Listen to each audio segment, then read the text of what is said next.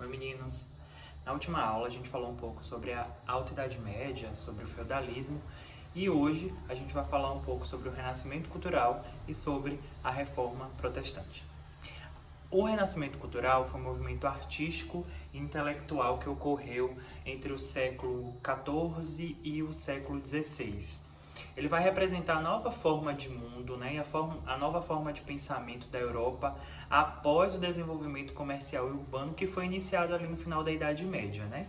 E o Renascimento ele vai ter como lugar de origem, digamos assim, a Itália, e vai ter algumas características específicas. 1. A valorização do homem e das ciências. 2. O racionalismo, que era muito comum, né? O uso da razão em detrimento da fé, e a valorização da antiguidade clássica, principalmente nas suas obras. A gente vai ter no Renascimento alguns artistas que vão se tornar mundialmente famosos, como Leonardo da Vinci, o Michelangelo, o Botticelli, o Rafael Sanzio, dentre outros.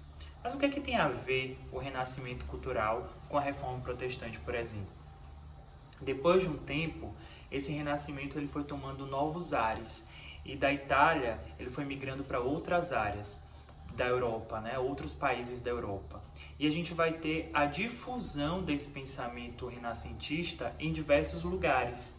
Isso vai culminar, isso vai ajudar ali ao crescimento de movimentos cismáticos dentro da igreja, que eram movimentos contestatórios em relação àquilo que a igreja fazia naquela época e que as pessoas eram meio que contra, né?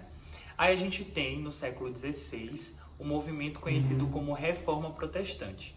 A Reforma Protestante, ela foi um movimento cismático, né, como eu falei, dentro da Igreja Católica, e ele vai questionar, dentre muitas coisas, a supremacia eclesiástica do Papa, né, a superioridade do Papa, propiciando a instauração de outras igrejas protestantes. Mas eles criticavam diversas outras coisas.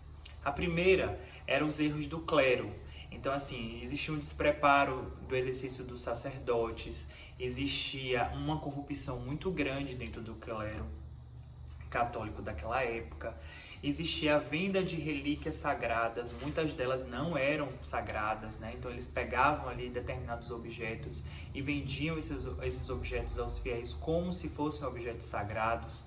Existia também a venda das indulgências, que era o perdão dos pecados. A pessoa pagava pelo perdão dos pecados. Mediante um pagamento de determinado valor, você tinha seus pecados totalmente perdoados. Além disso, existe um outro conflito, que era o da igreja com a burguesia. A igreja ela não tolerava, de certa maneira, o lucro, né? Eles acreditavam que o lucro era considerado uma usura, você colocar um valor muito acima daquilo que você usa para produzir determinado bem. Então a igreja condenava a burguesia por essa prática do lucro. E por último, o fortalecimento do poder real. A igreja ela começa a perder um pouco do seu terreno, do seu poder, assim que começam a se fortalecer e se estruturar os estados nacionais. Então, assim que começam a surgir países como Portugal, Espanha, Inglaterra, França, cada um organizado, seguindo uma estrutura econômica, social e política própria, e não dependendo totalmente da igreja. Mas o movimento ele vai ganhar força com um cara chamado Martinho Lutero. O Martinho Lutero ele vai ser o cara que vai impulsionar todo o movimento reformista. O Martinho Lutero era um monge alemão e ele começa a criticar a igreja pela venda das indulgências, ou seja, a venda do perdão dos pecados. Em determinado momento, o Lutero ele vai fixar 95 teses que ele vai criticar ali a postura da igreja em relação à venda das indulgências. E ele vai ser o primeiro cara a impulsionar todo esse movimento que ficaria muito forte nos anos seguintes. A gente tem um segundo cara que é considerado o maior dos reformistas, que era o João Calvino. O João Calvino ele se aproximava a sua doutrina não das questões, digamos assim, religiosas, como Lutero, não puramente religiosas, mas sim ele se aproximava dos interesses da burguesia. Por isso que ele foi, digamos assim, um dos caras que maior alcançou um número importante de pessoas na Europa, né? A doutrina do Calvino se baseia naquilo que a gente chama de predestinação. Significa que você era predestinado a ser rico, ou predestinado, digamos assim, a ir para o céu, né? Não era ser rico, não, ir para o céu. E que o sinal da sua predestinação era a sua riqueza, aquilo que você possuía. O sinal de que você iria ser salvo ou não era aquilo que você possuía. Por isso que ele falava que as pessoas deveriam abandonar o luxo e se devotar ao trabalho, para que, acumulando riquezas, essa pessoa seria, né, digamos assim, um dos caras que poderia atingir essa salvação. E o terceiro reformista mais conhecido era o rei da Inglaterra, o Henrique VIII. Tudo começa porque o Henrique VIII, já casado há 18 anos com a sua esposa Catarina de Aragão, ele pede à Igreja Católica que anule o seu casamento para que ele case com uma outra esposa, para que ele case com uma outra mulher, para que ele case com a Ana Bolenha. E aí a Igreja, obviamente, por conta dos seus dogmas de não existir divórcio na Igreja Católica, de não ser permitido o divórcio, eles vão se negar. E aí, nessa negativa da Igreja para que esse divórcio não acontecesse, o Henrique VIII ele acaba rompendo com a Igreja Católica e fundando em 1534 a chamada Igreja Anglicana, na qual ele se tornaria o líder supremo.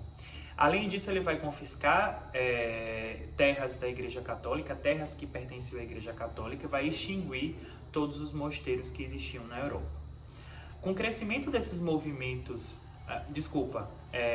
todos os mosteiros que existiam na Inglaterra, erro nosso aí.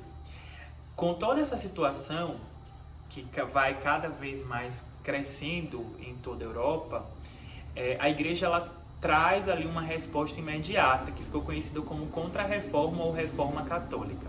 O que seria isso? Eles organizaram um grande concílio. O concílio é uma reunião que tem todos os bispos, presbíteros e os cardeais, as pessoas mais importantes da Igreja Católica, e lá eles decidem o que é que eles vão fazer em relação a determinados dogmas. E eles vão reforçar ali os dogmas religiosos cristãos católicos. Uma outra coisa que eles vão acabar criando é um índice de livros proibidos, então, que ficou conhecido como Index, que era um conjunto de livros proibidos para os cristãos lerem, que ficou conhecido como Index Librum Prohibitorium, índice de livros proibidos para os cristãos.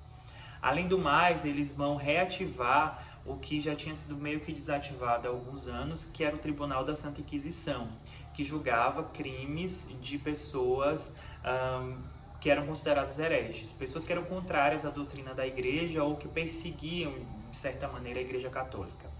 E por último, eles vão reforçar ali a constituição das ordens religiosas, sendo a mais famosa naquela época a Companhia de Jesus. Por quê? Porque ela foi responsável pela catequização dos nativos aqui na América. Então, países como Portugal e Espanha adotaram ali, se aproximaram, né, desses religiosos cristãos católicos, com o objetivo justamente de trazer os jesuítas para cá, para a América, com a obrigação e o dever de difundir a fé cristã aqui entre os nativos da América. Então é mais ou menos isso que aconteceu e mais ou menos esses movimentos que se sucederam ali durante o período do início ali da Idade Moderna, certo? Eu vou deixar aqui na descrição do vídeo a atividade e também o texto complementar para vocês fazerem e a gente ver, né, se vocês acertaram ou não acertaram, tá bom? Um beijo e até mais. Tchau, tchau.